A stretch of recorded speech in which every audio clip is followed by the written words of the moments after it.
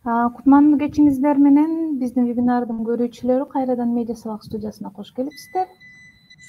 Мына бүгүн 30 сентябрь кечки саат 7 сиздер менен кайрадан көрүшүп атканыбызга биз дагы абдан кубанычтабыз.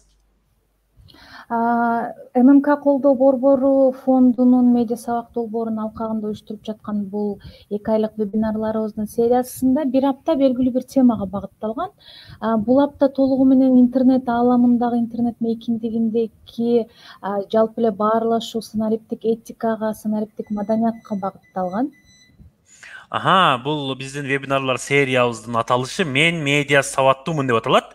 Бул вебинарлар сериябыздын бүгүнкү чыгарылышында электрондук кат жазуу маданияты тууралуу сөз кылабыз. Ал үчүн биз Казакстандын Назарбаев университетинин жогорку билим берүү мектебинин профессору Дүйшөн Шаматов агайыбызды чакырганбыз. Дүйшөн Шаматов агайыбыз өзүбүздүн мекендеш болот. Агайыбызды студияга чакырып алсак. Дүйшөн агай, саламатсызбы? Саламатчылык. Саламатов агай. Кош келипсиз. Саламатсыздарбы? Рахмат. Агай, анда бүгүнкү темабыз өзүңүзгө дагы белгилүү болгондой электрондук кат жазуу маданиятына багытталган. Сиз бул боюнча буга чейин баарлашканбыз. Анда сөз башынан болсун, агай. Чоң рахмат. Уруксат этсеңиздер, мен слайдымды да көргөзүп берип турсаңыздар, мен ошол өзүмдүн ойлорумду, пикирлеримди биздин көрүүчүлөр менен бир 20-30 мүнөттө бөлүшүп кетейин дагы. Анан суроолор болсо, суроолордогу дагы жооп беришке аракет кылайын. Бирок алдын ала айтып коеюн, ушул биздин эмеде, мында ушул кыскача вебинарыбызда мүмкүн болушунча активдүү катышса, Тынчтык агай ушул жерде эгер мындай мен суроо койсом, анан жооп бере турган болсо, мага да угузуп коесуздар жоопторун, Жарайт, бул жакта бизде баягы интерактивдүү байланыш, алар комментарий жазуу менен гана чектелет. Аябай көп көрүүчү болгондуктан комментарийлерин биз экранга чыгарып, сиз байкабай калган кезде окуп берип турабыз. Болбосо экранга деле чыгарып турабыз, сизге көрүнүп турат. Экран көрүнүп атабы, Тынчтык? Көрүнүп жатат. Хайтты басып койсоңор, Бермет түбүндөгү. Баштай бериңиз. Анда баштайлы. Бул теманы мен атайын тандап алдым. Ушул медиа сабаттуу болгондо, деги эле биздин адистерибиз, жаштарыбыз ушул кат жазганды аябай жакшы өздөштүрүп келе атышат. Бирок мен өзүм кыскача семинарымда, вебинарымда мүмкүн болсо өзүмдүн ойлорумду, идеяларымды айтып өтөйүн, тажрыйбамды айтып өтөйүн. Балким кээ бир биздин көрүүчүлөргө пайдасы тиер деген максатта. Кийинкини коюп берсеңиздер. Ушул жерде токтоп туруңсаңыздар, биринчиден айтып өтөйүн, эмне үчүн электрондук кат жазуу абдан маанилүү. Электрондук кат жазууда дагы өтө эмеге маданияттуу жазууну үйрөтүү. Мисалы үчүн эч ким бизди WhatsApp'та андай жазасын, же болбосо электрондук катта кантип жазасын деп эч ким үйрөтпөйт. Биз өзүбүз башкалардын жазганын көрүп туруп, жакшы жазган адамдан бир нерсени үйрөнгөнгө аракет кылабыз. Ошондой эле мен дагы көп жылдык тажрыйбамда көрдүм. Кээде ушул электрондук кат же болбосо имейл деп коебуз, имейл жазууда кээ бир учурда мындай ката кетиргендер болот экен, кээ бирде жакшы жаза албагандар болот экен. Натыйжада ошол адамдар жөнүндө туура эмес түшүнүк болуп калат да, кат алган адамдачы. Эмне үчүн дегенде мен башынан айтып коеюн, электрондук кат бул сиздин визиттик карточкаңыз, визиткаңыз. Биринчи жолу сиз адамдар менен таанышканда, сиз көбүнчө мындай расмий түрдө байланышканда электрондук кат аркылуу байланышасыз. Ошол себептен сиздин кандай кат жазганыңыздын негизинде башка адам ошол сизге мамиле ошондой кылат. Эгер сиз расмий түрдө аябай сылык сыпа, жакшы, эң жакшы деңгээлде кат жазсаңыз, демек сизди адис катары, же болбосо мындай маданияттуу адам катары кабыл алат дагы, анан ошол сиз кат жазган адам сизге ошентип жооп берүүгө дагы аракет кылат. Анда улай берели. Кийинки слайдты көргөзүп берсеңиздер. Ушундай менде суроо бар да. Мындай өзүм эгер жооп болсо жазып койсоңуздар, бул жерде мен мындай суроо коет элем. Электрондук кат кайсы жылдары пайда болгон, жана электрондук кат пайда болгонго чейин адамдар кантип байланышып жүргөн? Себеби ол канча бир замандардан бери адамдар бири-бирине байланыш түзүп, бири-бири менен байланышып жүргөн да, бири-бирине кат жөнөтүп жүргөн. Ошол эле мындай мисалы үчүн ушуну суроо ойлонуп отурсаңыздар, электрондук кат кайсы жылдары пайда болгон? Ага чейин адамдар кантип байланышкан дейбиз да. Эми бул жерде көрүп отургандардын арасында менимче менин муунумда же болбосо менден улуулар болсо дароо айтышы мүмкүн. Илгери биз кат жазып туруп, кат менен катты жөнөтүп, почта аркылуу жөнөтүп, анан почтадан эме кылып кат менен байланышканбыз. Же болбосо атайын жанагы телеграфка барып, ал жерде атайын буйртма алып, бирөөгө заказ кылып, телефон чалып, ошентип байланышканбыз. Азыркы мына жаштарыбыз аябай мыкты өздөштүргөн WhatsApp деген, Telegram дегендер булар кечеги жакында эле чыккан нерселер. Ага чейин адамдарыбыз электрондук катка чейин дагы кат менен байланышып жүргөн. Бирок караңыздарчы, электрондук каттын эмне үчүн электрондук катты ойлоп табышкан? Бунун эң негизги максаты заматта кат жазганда ошол дароо маалымат жетсе, сиздер айтып аткан өтө маанилүү маалымат башка бирөөгө жетсе дагы, ал катты окуп туруп, кайрадан сизге жооп берип атат да. Ошон үчүн бул өтө маанилүү.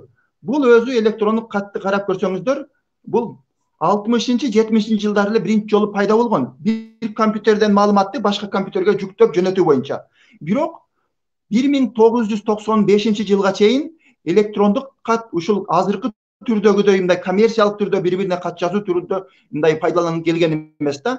Ошон үчүн 95 жылдан баштап гана адамдар электрондук катты колдоно баштаган.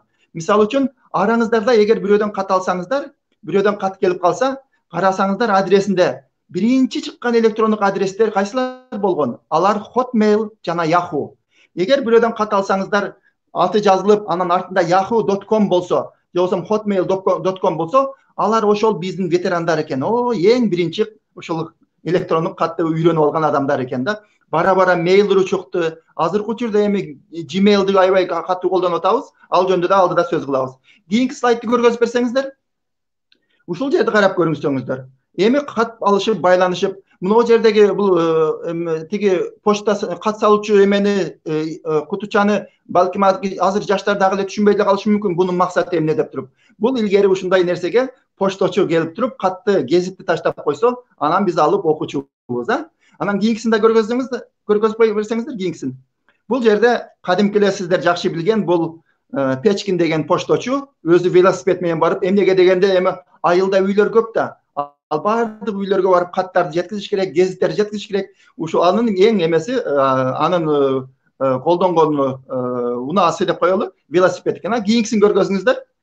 Кийинкисинде бул жерде болсо эми почточу биз эсибизде бар, азыр өзгөчө улуу мундагылар ушул жерде көрүп отургандар эстейт. Почточу жанагы өзүнүн куржунуна каттарды, гезиттерди салып алып, айыл кыдырып, биздин айылда мен жакшы билем, биздин почточубуз ошо ат минип алып келип таштап кетет эле. Ал алып келгенде гезиттерди окуган шашылып, өзгөчө аскерге кеткен агалар болсо, алардан кат келдиби деп, кат келген болсо үй бүлөбүз боюнча баарыбыз отуруп алып окучубуз. Бул деген эмне үчүн айтып атам? Мен сиздерге кыскача тарыхын айтып атам. Электрондук почтага чейин деле адамдар байланышып келген. Бирок тилекке каршы буга окшогон каттар 3 күн, 4 күн, 5 күн, 6 күндө ошол каттар жетип барчу, алар аралыкка байланыштуу. Алыс болсо ошол көп күндө жетчү да. Эми электрондук кат болсо тез жетип атат, ошонун пайдасы болот. Кийинкисин көргөзүп берсеңиздер. Бул жерде мен ушул жерден Тынчтыкбек агай силерде жардам берип коюңуздарчы. Мен атайын сүрөтүн коюп койдум. Бул эмне деп койдум. Балким ушуну түшүнгөндөр бар бекен. Бул эмне деген? Анан бунун максаты эмне болгон? Ушул сиздердин экраныңыздарда көрүнүп турганды азыр таап алышсынчы биздин немелер, көрүүчүлөр. Туура жазган болсо мага жөнөтүп коюңуздар. Мен алардын жазганын көрбөйт экенмин. Буга чейинки баягы электрондук почтага чейин эмнелерди колдонушкан, кантип байланышкан дегенде бул жакта Айкөкүл Сүйүнова деген көрүүчү почта аркылуу байланышкан деп айтты мынеке. Азырынча ушундай жооп келген. Андан кийинкилер мындай саламдашуу гана. Аябай жакшы. Мына сүрөттөгү эмне экен? Ким табат экен ушул жерде? Кайсы көрөрман табат экен ушул сүрөттө? Жазып атышат. Азыр мынеке чыгарам экранга. Кимис табат экен көрөлүчү, ушул эмне экен? Ару Сезим факс деди. Гүлзина Юсупова дагы ушинтип жооп берген. Гүлзада Сулайманова телефон. Анан жооп бергендерди атап берейин, кандай кылайын? Болду, жөн көрүңүз.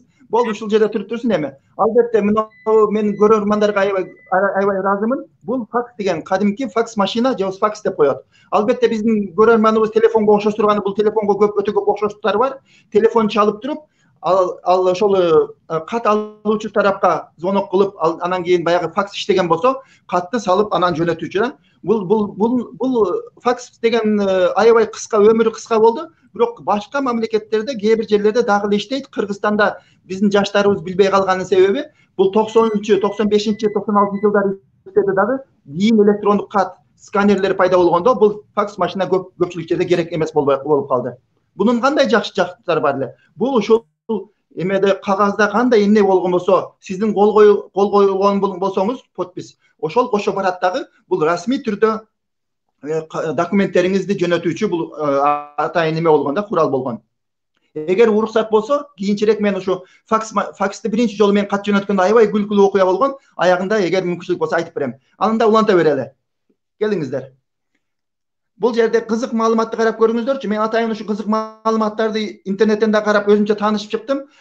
Бул кат болсо, бул ушул 2000-чи жылдарда эң популярдуу түрдө, эң көп колдонулган ушул байланыш туюму болгонда, кийинчерээк мисалы үчүн WhatsApp чыгып кетти, Telegram чыгып кетти. Бирок электрондук кат, бардыгы электрондук катты көпчүлүк адамдар колдонуп келген. Карасаңыздар, болжол менен күнүнө 180 миллиард кат жөнөтүлөт экен.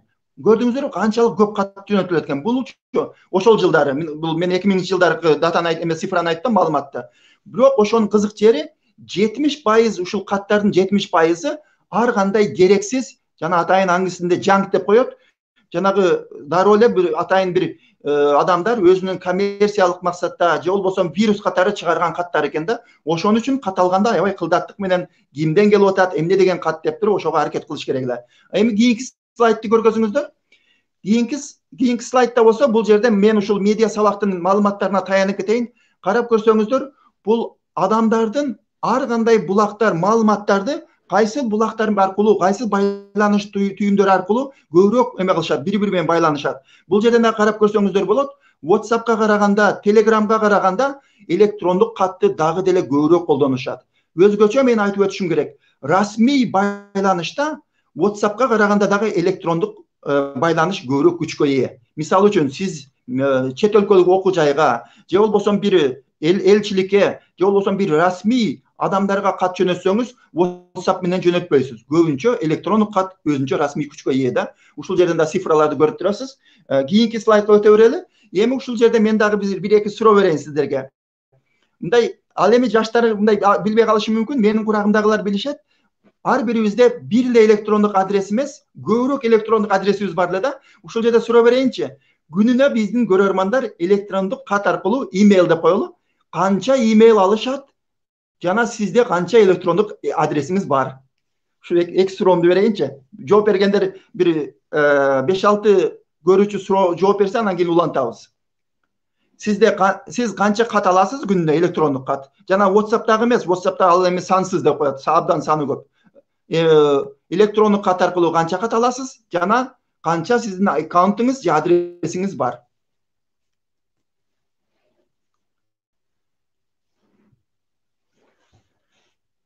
Азыр бара-бара негизги бөлүгүнө келип атабыз. Негизги бөлүгүндө мен ушул электрондук кат жазууда кантип ушул эрежелерди сакташ керек, ошого баратам. Бирок алдын ала билип алайын деп атам. Сиздер ушул күнүгө колдоносуздарбы? Же такыр эле унутуп калдыкпы мындай кат дегендерди? Жооп бергендер бар бул жакта. Акбарали Кадырбаев бир электрондук адресим бар дейт. Махабат Оңукеева 2 жолу кат алам, 2 адресим бар дейт. Бактыгүл Каримова 5-10. Жакшы. Көкбел KG деген 2 деп эле цифра жазып койгон. Кайсынысы 2 аны жазган эмес. Адрес окшойт. Назгүл Каниева 4-5 кат алабыз, 2 кат. Абдан жакшы. Ушул жерде сурап кетет элем да. Менимче биздин жаштарыбыз электрондук поштаны азыраак колдонот дагы. Анан мындай тажрыйбалуу адамдар, мисалы үчүн 25, 30, 30дан жогорку жаштагы адамдарыбыз балким электрондук катты көбүрөөк колдонот деп мен өзүмчө чечим чыгарып коем да. Себеби жаштар көбүнчө электрондук катты азыраак колдонуп калышты.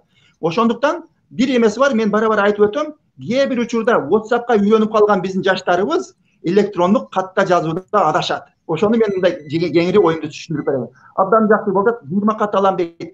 Ошол сиздер кат алганда ойлонуп отурсаңыздар, эмне үчүн 2 же 3 адресиңиз бар? Жана ошол 30-20 каттын кандай максатта каттарды аласыздар? Мисалы үчүн расмий түрдөгү жана досторуңуздардан кийинки слайдда ушулар жөнүндө кеп кылабыз. Тынчбек ага кийинкисин көргөзүп берсе, ушул жерге токтололу эми. Урматтуу көрүүчүлөр, мен негизги менин бүгүнкү айта турган сөзүмдүн негизги бул чордонунда бул ушу төрт пунктка токтолоюн. Электрондук кат жазуунун эрежелеринде урматтуу жердештер, урматтуу кесиптештер, көрөрмандар, төрт нерсе сөзсүз болуш керек. Ушул төрт нерсе болбосо, мындай катыбыз абдан мындай эффективдүү, анан мындай жакшы, мындай сапаттуу болбой калат да. Биринчиден ушул темасы, экинчиден учурашуу, үчүнчүдөн негизги кат, анан акыркысынан коштошуу же аягы, же болбосо кантип ушул аягына мындай кол коюп, же атын жазып коюу. Бул ушу төртөөнө мен кыскача токтолоюн. Кийинки слайдтан көргөзүп берсеңиздер. Мынаны караңыздар эми. Биринчи, Тынчтык агай баягы электрондук кат жөнүндө сүйлөштүк го. Мындай англисче subject деп коет. Subject дегени ушул жерден көргөзө албайт экенбиз, мен тилекке каршы. Subject дегенде Тынчтык агай көргөзүп бере албайсызбы? Бир каттын эмесин, үлгүсүн, subject кайсы жеринде болот? Сизде мүмкүнчүлүк болсо. Макул. Ошол бунун өтө мааниси көп да, бир ушул эмени жазуудачы. Каттын темасын жазууда өтө маанилүү. Кээ бир биздин жердештерибиз ага анча маани бербей коет да, ушул каттын темасын жазуугачы. Мен ушул айтып түшүндүрүп кетем, эмне үчүн ушул каттын темасын жазуу маанилүү? Көргөзүп берсеңиз. To subject деп турат. Subject. Ошол жерге өтө маанилүү. Урматтуу жердештер, ошол жерге кээде биздин эмелерибиз, биздин жердештерибиз эч нерсе жазбай эле кат жөнөтүп коет. Бул максатка ылайыктуу эмес, себеби катты алган адам эгер эч нерсе жазбаган болсо, ал маанилүү эмес экен деп туруп аны карабай коюшу да мүмкүн да. Ошондуктан сөзсүз түрдө ошол subject, тема деген жерге катыңыз эмне жөнүндө ошону кыскача болуп жазып коюш керек. Ал эми Тынчтыкбек, мен ушундай нерсени көрдүм да, кээ бир биздин жердештерибиз subject деген жерге каттын баардыгын ошол жерге жайгаштырып коет экен. Кат ал жерге эмес, кат төмөн жака жайгаштырат деп эч ким көргөзбөгөн үчүн, жана ошол жерге келет да, карап туруп катын издесең, катта жок дагы, анан тема деген жерге узун кат, кандайсың, жакшысыңбы деген ошол жерде жазылып калган да. Бул дагы анчалык мындай ийгиликтүү кат эмес деп эсептеп кетем. Мен слайдыма кайра келсеңиз, Кечиресиз, келбей туралы мен сөзүңүзгө каралжы. Ушул жерден, могул жерде бизде көп орус тилдүү баягы интерфейсин колдонот да. Анан көрүүчүлөргө кошумчалап кетели. Subject дегени тема, to деп англисче жазылып турганы кому деп бизде орус тилдүү колдондуктан бир кошумча иретинде айтып кеттим, кечиресиз. Слайдка келе берели. Ооба. Жакшы. Абдан жакшы. Анан уланта берсек, эми караңыздар, кат жазганда мен каттын темасы абдан маанилүү дедим. Бирок каттын темасы кыска жана нуска болуш керек. Кыска эмне жөнүндө кат. Анын темасына салам кат дебестен, же болбосо мындай жалпы эле сөз болбостон, катыңыз эмне жөнүндө болгонун да жазып койсо абдан пайдалуу болот да. Мазмунга тиешелүү болсо. Себеби ал сиз жөнөткөн адам, катты жөнөтүп аткан адамдын убакыты болбошу мүмкүн. Ал абдан мындай убакыты аз болгон үчүн ал каттын темасын окуп туруп анан катыңызды окушу мүмкүн да. Анан бош койгонда туура эмес деп айттым. Анан ошону мен азыр айтып, кийинки слайдты көргөзө бериңиздер эми. Кийинкиси бул учурашуу. Учурашууда биздин өзгөчө жаштарыбыз абдан кыйналат да. Бул кантип учурашам деп туруп, салам кат дегенден урматтуу деп туруп, же болбосо баягы WhatsApp'та болсо көрүнгөнү жаза беребиз. Бирок расмий катта көрүнгөнү жазсак болбойт эми. Расмий катта элестетип көрсөңүздөр, расмий катта сиз бир мамлекеттин элчисине жазып атасыз, же болбосо өзүңүздүн окутуучу профессорго жазып атасыз катты. Ошондо саламатсызбы дегенден кийин сөзсүз атын, тег атын жазып, же болбосо урматтуу деп туруп, айым, мырза деп туруп атын жазган абдан максатка ылайыктуу болот. Мен кийинкисин слайдты көргөзөңүздөр. Мен ушундай каттарды алгам, кээдечи, кийинкиси. Кээде бир студенттер адашып эмне деп кайрылышын да билбей калат да. Мынау как раз Бишкекте бир окуу жайдан мага ушундай кат жазган. Hello Шаматов деп жазган. Саламатсызбы Шаматов деп атат да. Ошол жерде токтоп туруңуздар. Мен буну эмне үчүн туура эмес дегеним, себеби студенттер өздөрүнүн мугалимине фамилиясы менен кайрылган ончалык туура эмес болуп калат, Анда макул hello дебесин анда. Же болбосо Dia доктор Шаматов, Dia мистер Шаматов дегенде максатка ылайыктуу. Hello Шаматов дегени бул такыр эле англис тилинде деле, башка тилде деле болбойт. Здравствуйте Шаматов дегенде болуп калат да. Демек өзүңүздүн мугалимге андай жазганыңыз туура эмес болуп калат. Кана кийинкисин өтө берели. Кийинки слайдта бул эми негизги текст. Негизги текст бул негизгиден сиздин эмнени айтайын деп атасыз. Бул текст мүмкүн болушунча кыска болуш керек. Көп сөздөрдөн сүйлөмдөн турган текстиндагы максатка пайдалуу ыңгайлуу болбой калат. Мүмкүн болсо идеяларыңыз 3-4 болсо аларды параграфка бөлүп жазганда жакшы болот. Анан эгер бирөө жарым кээде ушундай кат аласың, катта эмнени сурап атканын да билбей каласың да, ошондуктан каттын ичинде эгер бир нерсени сурагыңыз келсе, суроо коюп туруп сурагыш керек. Токтоп туруңуз азыр, ушул жерде. Анан кээде дагы ушундай деген дагы сурап кетсеңиздер болот. Качан жооп бериш керек? Эгер сиз дароо жооп бере турган болсо, же болбосо убакыт ушул жуманын акырында керек жооп бериш керек болсо, ошондо дагы айтып кетсе жакшы болот. Себеби кээде адамдар абдан убакыты аз болгонго байланыштуу билбей калат да, ошого алар үчүн мындай белги берип койсоңуздар качан жазыш керек. Ал эми чет өлкөдө болсо 5 сүйлөмдөн кат жазгыла деген атайындай кыймыл болуп атат. Себеби адамдар өздөрүнө көп кат жаза бергенге байланыштуу катыңыз 5 гана сүйлөм болсун деген атайын кыймыл болуп атат. Себеби bunun пайдасы адамдар кыска кат жазганды үйрөнгүлө деп туруп ушу чет өлкөдө аябай жакшы кыймыл болуп атат. Кийинкисин көргөзөйүн да. Эми ушул жерде өтө узун кат жазса эмне болот деген мен суроо коюп туруп, анан мен эме кылганым бар эле. Ушул жерде атайын бир үлгүм бар эле. Ошол катты көрсөм бир 3 барак кат экен да. Аны жазганды адам окуган адам аны окуган убакыты дагы болбойт. Ошон үчүн өтө узун кат жазганды максатка ылайыктуу болбой калат. Мүмкүн болсо кыска жазганды максатка ылайыктуу. Эгер катыңыз башка узун кат болсо, аны тиркемеге жөнөтүп койсо болот. Тынчтыкбек, кийинкисин көргөзүңүздөр. Эми каттын аягында, соңунда эмне кылабыз?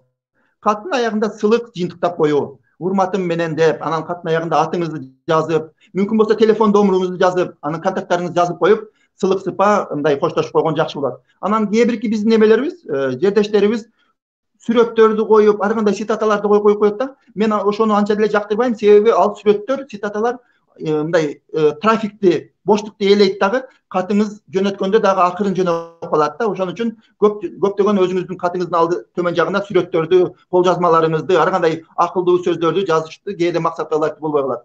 Анан кийинкисин көргөзө бериңиздер эми. Кийинкисинде кат жазганда эми урматтуу жердештер, кат жазганга аябай адискөй мамиле жасаш керек да, олуттуу мамиле жасаш керек кат жазгандачы. Мүмкүн болсо жылбай турсаңыздар, мен мүмкүн болсо жооп жазуу, кыска болсо дагы жооп жазуу керек. Мен ушу Кыргызстанда мен байкадым, кээде студенттер ушундай адашат да. Мугалим ушул студенттерге кат жазып, тапшырмаларды жөнөтсө, студенттер унчукпай коюшат. Ошону мен мындай бири-бирине кат жазганда эле башка адам катты алгандан кийин унчукпай коет да. Мен ушуну туура эмес деп ойлойм, себеби ал адамдын балким кат жанагы мусорка деп коет да, башка жака, баягы көрүнбөй жака кетип калгандыр кат. Ошондуктан бирөөдөн кат алган болсоңуз, рахмат, катыңызды алдым деп жооп берип койгон максатка ылайыктуу болот да. Унчукпай койгондон көрө. Себеби унчукпай койсо, ойлонуп каласың да, менин катым жеттиби же жетпедиби деп туруп. Кийинкиге өтүңүз эми. Кийинкиге анан буну мен өткөзүп жибере берейин, себеби бул жерде жанагы кат жазууда дагы CC, BCC, анан forward дегендер, бул CC дегенде сиздер катты жооп жазып туруп, CC дегени дагы кимге копия кылып жөнөтөсүз. Жанагы BCC деген копия кылып жөнөткөндө эч ким көрбөй турган кылып копия жөнөтөсүз. Бул эми техникалык нерселер экен, кийин суроо болсо мен кайра келемин. Андай эмесе кийинки слайдымды мен өтөйүн. Акыркы слайдтарым бул кат жазуунун маданияты деген темаларга кыскача токтолайын. Кат жазуунун маданиятына, урматтуу кесиптештер, жердештер, мен айтып өттүм, кат сиздин катыңыз аркылуу башкалар сизди тааныйт дедим. Ошондуктан кат жазууга аябай кылдаттык мамиле кылуу керек, ойлонуп жазуу керек. Кийинкисин көргөзүңүз. Тынчтыкбек, кийинкисин. Кат жазууда, мына мисалы үчүн кээде кат жазуу учурунда адамдар кээде кат жазып атканда урушуп кетишет да. Эмнеге дегенде, бирөөдөн кат алганда дароо жооп берип туруп, анан бири-биринин ортосунда түшүнбөстүк болуп калат. Мен ошон үчүн сунуш кылат элем.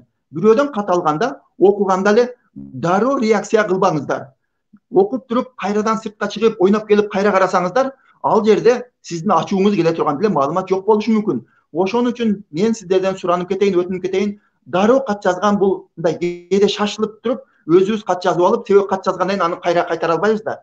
Туура эмес кат жазып, анан араздашуу болуп калышы мүмкүн да. Кат жазууда сиздер ошондуктан этият кылып туруп, мүмкүн болсо жоопту жазып койсоңуздар да, жөнөтпөстөн кайра келип туруп, анан жөнөтсөңүздөр, оңдоп туруп жазасыздар да. Себеби кат, мен көп адамдарды көрдүм, электрондук каттын негизинде араздашып, пикир келишпестен урушуп кеткендер да болгон да. Ачууңуз келгенде кат жазбаңыз деп мен айтып өтөт элем.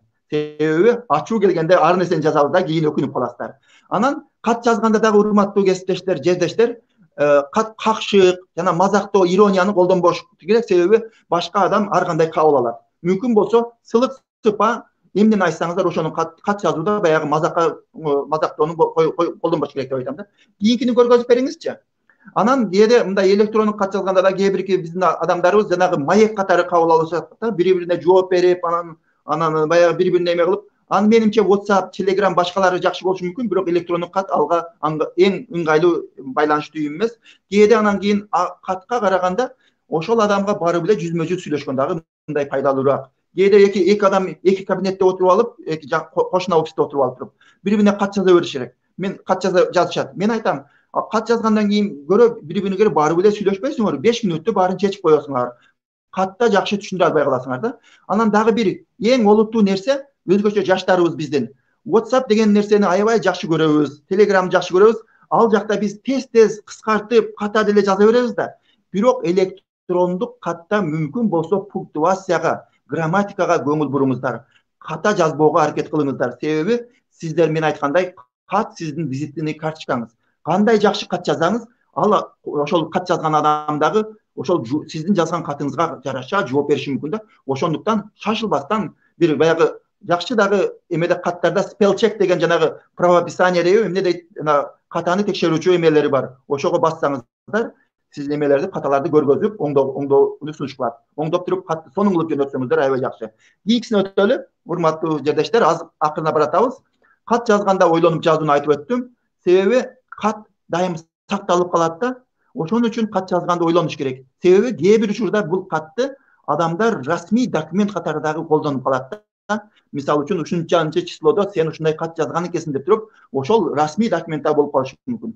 Ошондуктан ойлонуп туруп, эми телефондо сүйлөшкөндө ар нерсе сүйлөшө бересиң. Бирок кат жазганда өтө ойлонуп жазбаса, кийин өзүңүздөр өкүнүп калбаңыздар ошо кат жазган үчүн. Себеби ал сакталып калат. Кайрадан аны мынтип өчүргөнгө мүмкүнчүлүк жок. Андай эмесе уланта берели, урматтуу кесиптештер. Кийинкисин мен айтып өттүм. Ушул жаштарыбыз, урматтуу жаштар, өзгөчө жана кое туруңуздар, өзгөчө сиздер баягы эл аралык башка партнерлор менен, окуу жай менен, адистер менен жазганда WhatsApp'тагы катыңыздай кылып туруп электрондук катты жазбаңыздарчы. Себеби электрондук кат бираз расмийлик, ал жерде мындай олуттуураак жазыш керек. WhatsApp'та болсо ката менен деле эмне деп жазсаңыздар жаза бересиңиздер, себеби ал мындай неформалдык элементи бар деп коебуз. Кийинкисине эми көргөзүп бериңиздер. Эми кээ бир адамдар мисалы үчүн кат алып жооп жазбайт деп айтып өттүм. Анан кат жазган адам жооп дагы күтүп калат да. Ошого кат жеттиби, жетпедиби билбей калат. Ошон үчүн кыска болсо дагы жооп жазып коюңуздар деп мен айтып өттүм. Анан кийинкисин карап көрүңүздөр. Кийинки слайдта аябай мен мындай расмий электрондук кат, өзгөчө расмий аккаунт ачуу керек да, расмий. Мүмкүн болсо урматтуу жердештер, өзгөчө жаштар, мындай жанагы сиздер өзүңүздөр бири-бириңизге кат жазганда ушундай ар кандай мындай өзүңүздөр мекенчил Mail.ru, Patriot Mail.ru деген каттан жаза бериңиздер. Бирок мындай расмий түрдө университеттин деканына жазганда элестетсеңиздер, мындай Sweet Darling деген, же Cute Baby, мен Бишкекте бир студенттен кат алгам, онун электрондук адреси Cute Baby экен. Карап көрсөңүздөр, окутуучу ушундай кат алса туура эмес да. Мисалы үчүн дагы эмне деген? Ага караганда мына туура ат Болот Асанов деген кат кимден келип атат? Мындай расмий түрдө келип атат да. Ошондуктан мүмкүн болсо жаштар, эгер досторуңарга жазсаңар, ар кандай чыгармачылык менен эле аккаунт ача бергиле. Бирок мындай олуттуу, расмий башка аккаунт ачып койгула, себеби кийин өзүңүздөр уят болуп калбаңыздар да. Ошондой менин сунушум бар. Кийинки слайдты карап бериңиздер, көргөзүп бериңиздер. Кийинкисинде бул Кыргызстанда дагы бара ушундай дагы жолго коюлса керек, коюлуп аткан болуш керек. Бул жерде мен айтып өтүшүм керек, чет өлкөлүк окуу жайда, мисалы үчүн мен Пакистанда окудум, Казакстанда иштедим, Канадада окудум. Ошол окуу жайларда бардыгында университетке жаңыдан келген студентке дароо эле университет өзү аккаунт ачып берет.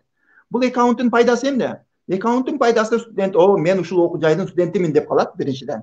Экинчиден, ошол электрондук аккаунт ошол студентке университеттин бардык базаларын пайдаланууга жардам берет. Мисалы үчүн кандай базаларын?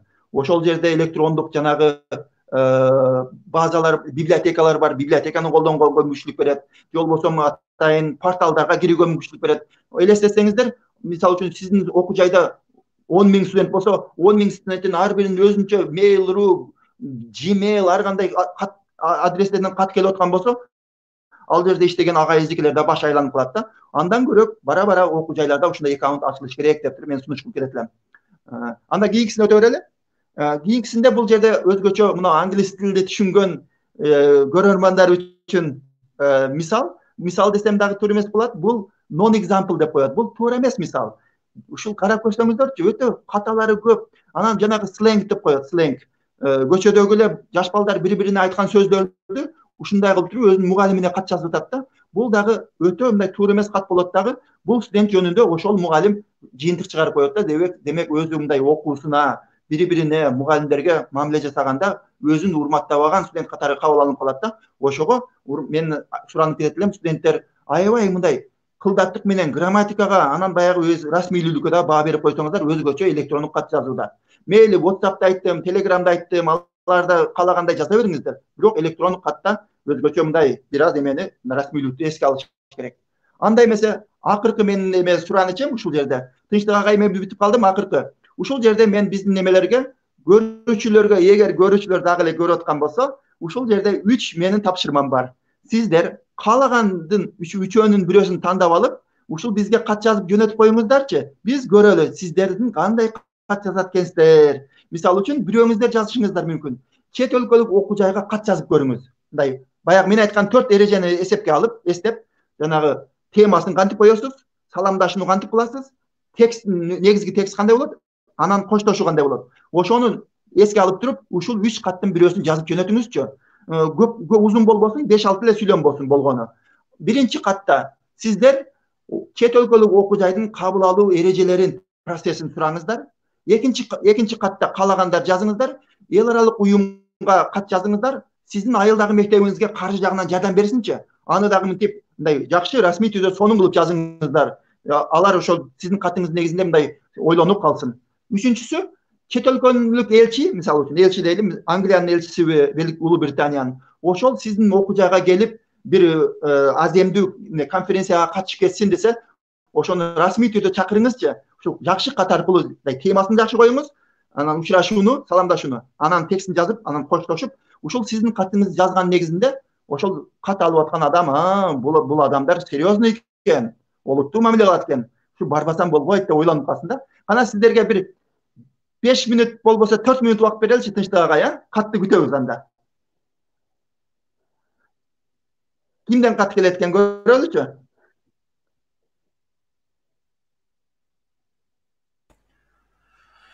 Кечиресиз, ушунда азыр катты комментарий катары жазыпсызбы?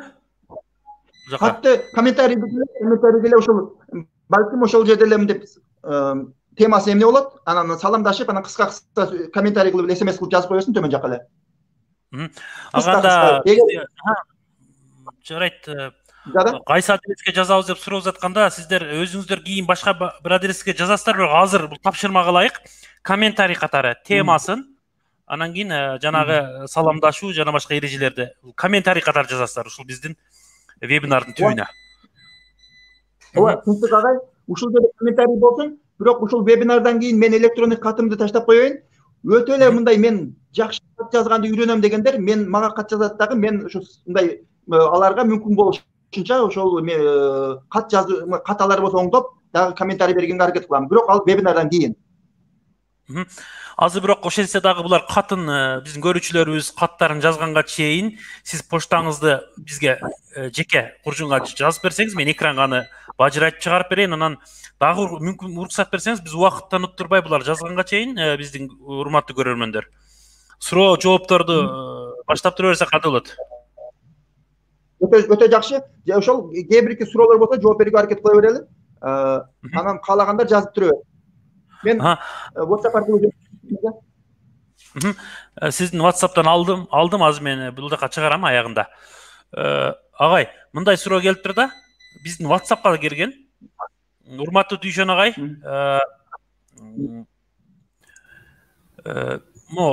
каттын сааты, мисалы үчүн күндүн кайсы саатында жазышыбыз керек, кат эле эмес, ушул Telegram, WhatsApp деги эле ушул тааныган кишиге жана тааныбаган кишиге ушуну бир аз майдалап түшүндүрүп бере аласызбы дегендей маңызда жазыптыр да.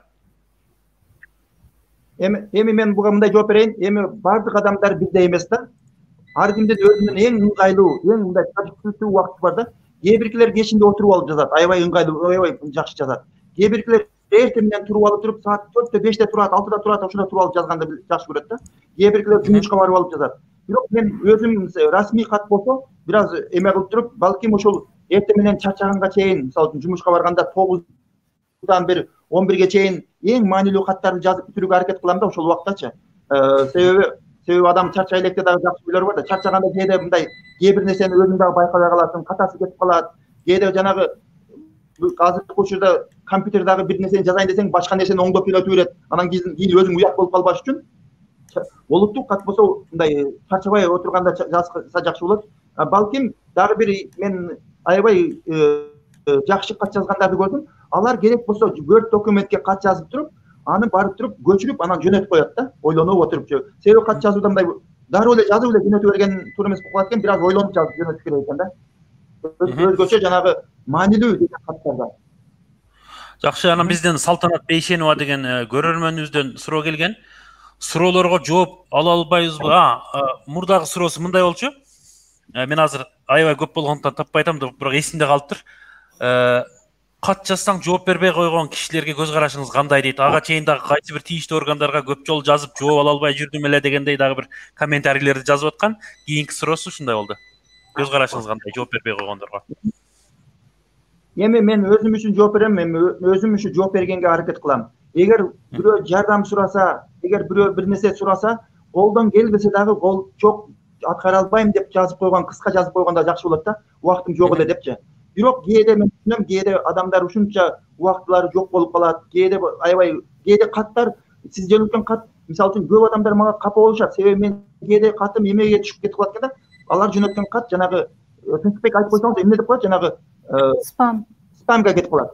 Спамга кетип калат экен дагы, аны мен көрө албай спамга кетип калат. Ошон үчүн эгер бирөөгө жооп жазсаңыз, ал жооп бербеген болсо, мен кайрадан дагы мен жаздым эле, сиздин убактыңыз болбодубу деп кайрадан эскертип кое берем, сылып-сыпа. Себеби ал адам вообще көрбөй калган болушу мүмкүн, катыңыз жетпей калган болушу да мүмкүн да. Ошондуктан андай эмеси жок.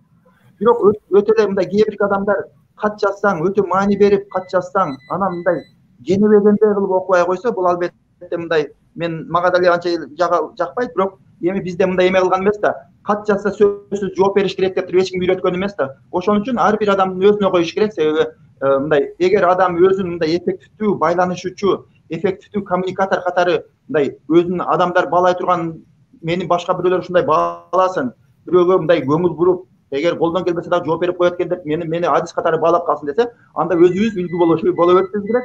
Башкалардан биз айта албайбыз, жооп бер деп кайра айтышыбыз мүмкүн. Анан бир-эки мен ушу тажрыйбамда болгон, бир-эки жолу жооп бербегенен, бул жооп бербейт экен деп туруп, анан кийин мен ага башымды эле оорутпай калгам да.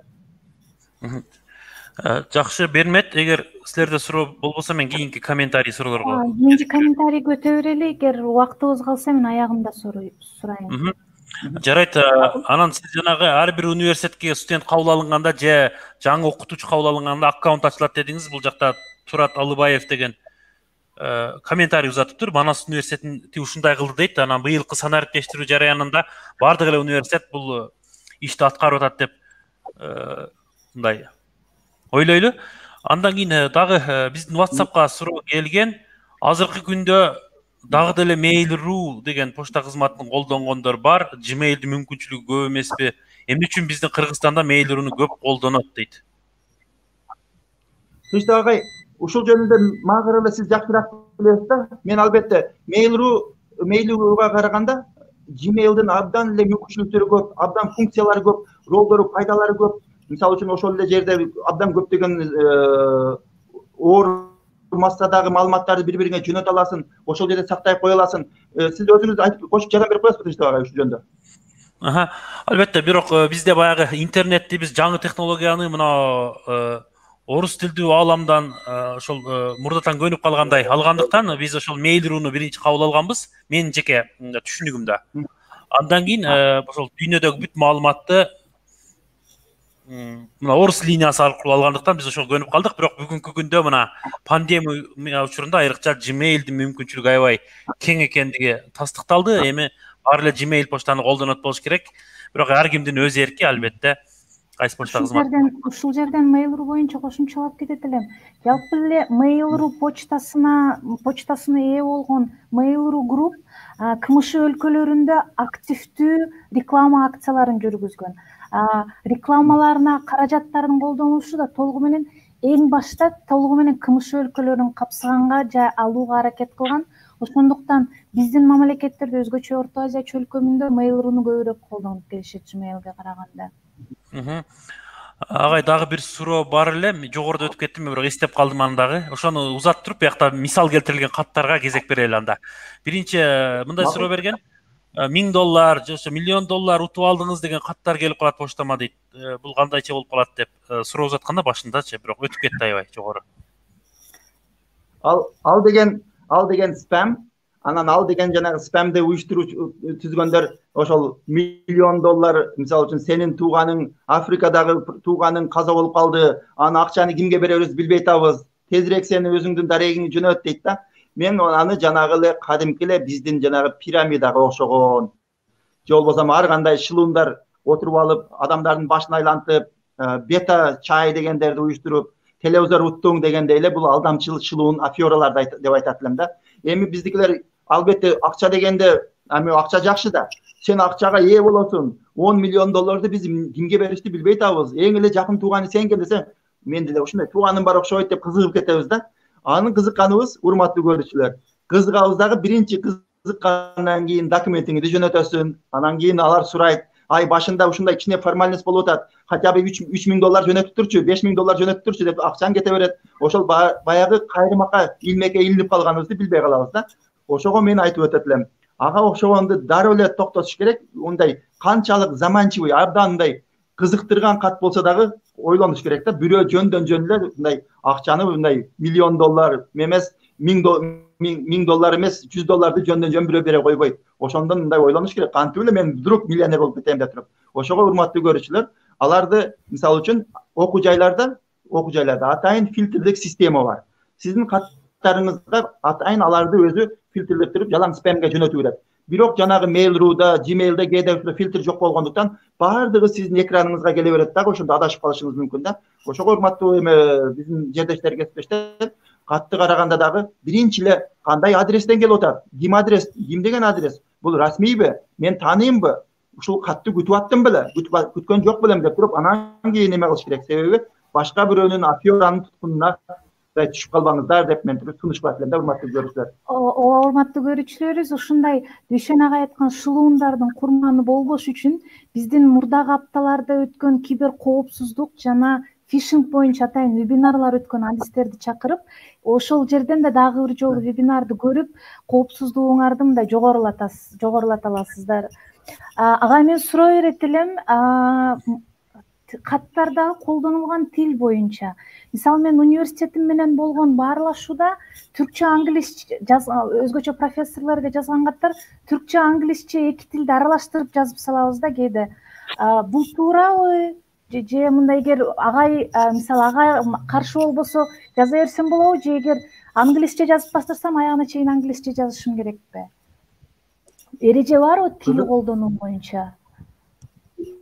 Мындай эреже такыр эреже жок. Ошол сиз менен ошо байланышкан адамдын экөөңүздүн ортоңузда мындай өзүңүздөрдүн ортоңузда да болуп аткан мамиле да. Ошондуктан мындай так эреже жок да. Кайсы тилди тандасаңыздар, ошол тилде жаза бересиздер.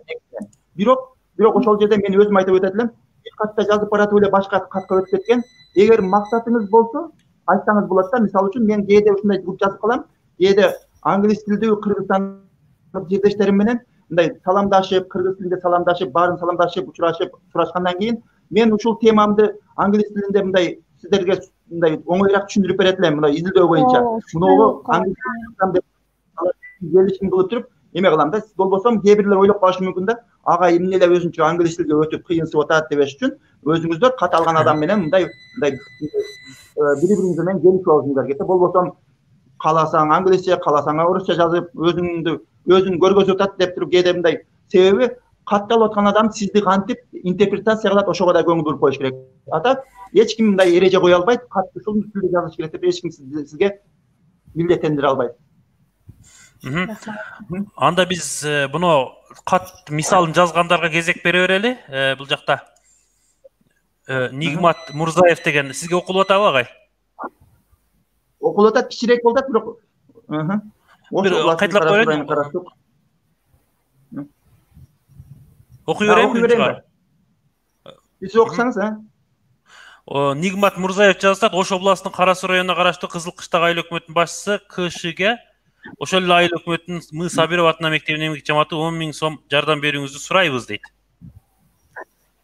Жакшы, негизинен текст аябай жакшы экен. Бул жерде эмне мен эрежелеримди балким Нигмат жердешибиз эме кийинчерээк кирип калган окшойт. Башында бир темасы коюлбай калыптыр, темасы. Анан учурашканда дагы урматтуу деп туруп мен сиздин ордуңузда болгондо мындай жазат элем. Урматтуу мисалы үчүн адамдын атына КШ балким атайын жазып койгондурсуз. Урматтуу К деп туруп атын фамилиясын жазып туруп, анан ошол айыл өкмөтүнүн башчысы деп туруп, анан текстимди жазат элем дагы. Мүмкүн болсо түшүндүрүп жазат элем. Эмне үчүн сурап атканын дагы түшүндүрүп коет элем. Себеби жөн эле эме кылсаңыз ал эме кылып калат да, бербештен мүмкүн ага көп кат келет. Анан акырында дагы коштошууда дагы кошуп койсоңуз, Нигмат дейсиң, анан коштошууда дагы макул сурап дегенен өзүңүздүн атыңызды жазып койсоңуз, ошондо жакшы болот төмөн жагына. Атак эме катыңыз аябай түшүнүктүү болду. Абдан жакшы, рахмат. Дагы бир мисал бар экен, бул жакта Гүлзада Сулайманова тема дейт, чакыруу. Саламатсызбы, урматтуу Дүйшөн Шаматович, биздин номер 78-чи З Бакиров атындагы жалпы билим берүүчү мектебибиздин жаңы имаратынын ачылыш аземине катышып кетүүңүздү өтүнөбүз. Сизди чын көңүлүңүз менен күтөбүз. Саламатта калыңыз деп Гүлзада Сулайманова жазган. Эжеке абдан сонун. Мен эгер буну катыңыз өтө жакшы экен, дагы бир-эки нерсени дагы будан да жакшы болот десем кабыл алып кое аласызбы? Эгер кабыл алсаңыз, мен мындан кошот элем. Темага чакыруу деген бир аз түшүнүксүз болуп калды да. Чакыруу эмес, эмеге мектептин ачылышына, имаратына, аземине чакыруу деп туруп жазып коет элем да. Анан мүмкүн болсо, бул жерде сиздин хатыңызда эме жок болуп атат, числосу жок болуп атат. Себеби мен мен барган күнү уюштурасыздарбы? Ошо числосунда коюп кетсеңиз, атак хатыңыз аябай жакшы, сонун болду, мага жакты. Мүмкүн болсо, ошол чакыруу деп туруп, ошол жерге эле мен мынча жазат элем. Ачылуу аземине чакыруу деп коет элем. Мектептин ачылуу аземине темасыначы. Ошого жараша. Чакыруу десеңиз, мен койго чакырып атабы, же эмнеге чакырып атат деп мен ойлонуп калышым мүмкүн да. Конференцияга чакырып атабы. Мүмкүн болсо ошол жерге 2-3 сөздү кошуп койсоңуз, анан башкасы сонун экен. Эң мыкты. Мага аябай жакты катыңыз. Гүлнара Рыскулова деген көрүүчү теманы Кудайберди Мейманов сизден консультация алат дейт. Мазмуну: урматтуу агай, мен түрк лицейде окуйм, мен сизден көп консультация алгым келет, ар дайым сиз менен байланышып турганга дейт. Мага аябай жакты бул дагы, бирок темасына бир аз башкачараак эме сунуш кылат элем да.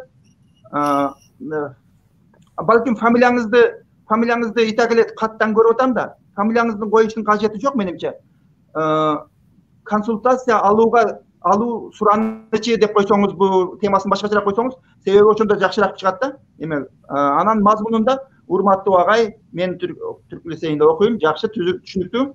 Анан мен сизден көп консультация алгым келет, ар дайым сиз менен байланышта турганга жакшы. Анан коштошууда дагы өзүңүздүн атыңызды төмөн жагына жазасыз деп ойлойм. Анан бул жерге эме жөнүндө менимче эң мыкты кат экен. Консультацияны ошол эмеге бир аз түшүнүктүүрөөк кылып жазсаңыз, балким албетте менин кесибим билим берүү, ушу билим берүү тармагында консультация алгым келет дегенге окшогон сөздөр болсо, же англис тилин үйрөнүү боюнча, же болбосо чет өлкөдө окуу боюнча десеңиз, анан мен дагы ошого жараша, бул бала ою ушунда деп туруп өзүмдү даярдайм да каткачы. Бул катыңызда бир аз өнөрдө консультация алганыңыз жакшы, мага түшүнүктүү болду. Бирок эмне жөнүндө экенин бир аз дагы кошуп кетесиз да кийинкисинде. Азамат, жакшы. Назгүл Ганиева. Ушу менен жыйынтыктайлы. Назгүл Ганиева сурап жаткан, каттын үлгүсүн жөнөткөн. Саламатсызбы? Арис уюмунун кайрылууларды кабыл алуу адиси. Биз Ж Байдигитов атындагы орто мектебинин мугалимдер жамааты Аристен мектептин курулушуна жардам берүүңүздү суранабыз. Рахмат, ишиңиздерге ийгилик дейт. Кайра койсоңуз, катты койсоңуз. Азыр. Бир аз жогору өтүп кеткен экен. Бирок бул дагы мындай түшүнүктүү кат экен. Анан өтө актуалдуу, өтө керектүү кат. Анан кимге кайрылганы дагы аябай жакшы экен. Себеби Арис албетте көп жардам берди. мен ушул жерде темасы кайсы болуп калды анда? Саламатсызбы Арис уюмунун кайрылуулары, кабыл алуу адиси бул темасы жок окшойт, а? Бул, по-моему, башталып темасы саламатсыз кийин бир комментарий жазган жери бар, азыр мен аны тапкаратам, мынекей. Назгүл Канио темасы менен адрести жаздык эле, бирок символго орун калбады дейт. Комментарийде символ. Мейли. Назгүл эжеке, ушул жерде балким эгер Аристин адисин атын билсеңиз, атын дагы жазып койгонуңуз жакшы болот да. Ошондо алар мындай эме, мындай аны үчүн сиз бир аз издеп коюшуңуз керек. Кимге кат жазгандачы, Аристеге. Мисалы үчүн жалпы уюмга жазгандан көрө персональный ошол уюмдагы бир адамга жазсаңыз, ал катыңыз дагы күчтүүрөөк чыгат, менин сунушум. Ушул урматтуу кесиптештер, мекендештер, колдон келишинче бир аз комментарий бердик. Эми Дүйшөн агай баарын билет экен деп ойлоп калбаңыздар. Мен дагы көптөгөн каталарды кетиргенмин. Кээде өтө туура эмес ката жазып алганмын. Бирок тажрыйбамда мыкты кат жазгандардан көрүп, ошолордон үйрөнгөнгө аракет кылганмын. Ошол менин айта турган нерсем. Рахмат агай, сиз бизге жиберген өзүңүздүн жеке электрондук поштаңыздын дарегин мына экран алдында чыгарып атабыз. Урматтуу биздин көрүүчүлөр, жазып алсаңыздар болот. Эгер азыр жетишпей калсаңыздар, кайрадан деле ошол шилтеме аркылуу кирип, вебинарды кайрадан көрүп, мына Дүйшөнкул Чекит Шаматов Маймылча Ну Чекит Эду Чекит Кейзи кызы деген даректи жазып алып, агайга дагы кеп кеңештер боюнча максаттуу кат жазсаңыздар болот. Агай, бүгүнкү презентацияңызды мугалимдер сурап жатышат. Сизден уруксат алып алалы дедик, жиберсек болобу деп. Албетте болот. Себеби мен жасаган нерседе эч эме жок. Коммерциялык мактат жок, купуя нерсе жок. Бардыгы эгер баарыбыз жакшыраак кат жазып калсак, өзүбүзгө жакшы. Жанагы араздашуулар аз болот. Мен айткандай 4 элементке көңүл буруңуздар.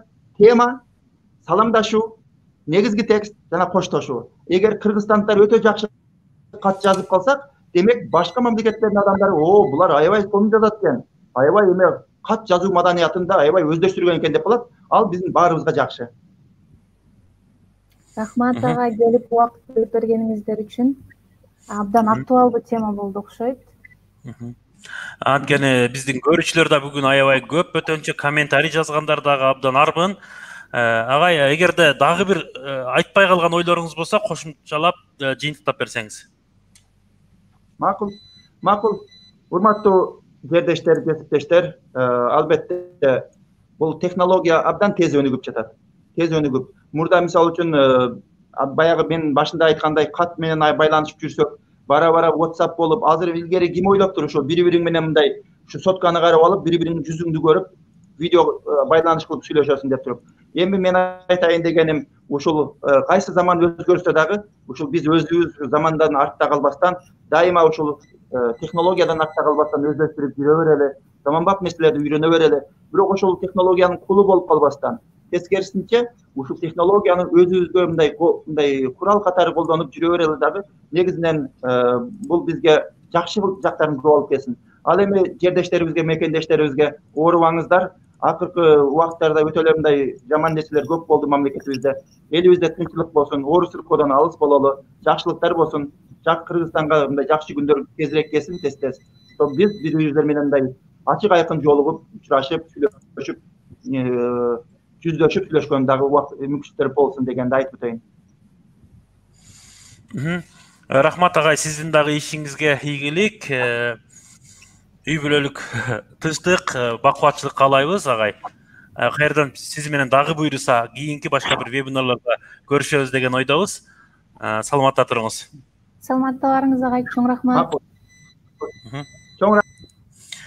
Урматтуу биздин көрүүчүлөр, биздин азыркы спикерибиз болгон Дүйшөн Шаматов агайыбыз менен дагы жекече байланышып, ошол азыркы презентациясы жана башка суроолор боюнча байланышыңыздар келсе, Дүйшөнкул Шаматов деп дареги турат бул жакта, өзүңүздөр көрүп тургандай, мына ушул дарекке кат жазып байланышсаңыздар болот. Ал эми биз бул жака абдан көп суроолор дагы келип түшкөн, биз жалпылап өзөктүү бөлүктөрүнө жооп алып берүүгө аракет кылдык. Ошентсе дагы биз келе жаткан жума күнү, башкача айтканда 2 октябрь күнү кайрадан көрүшөбүз дагы.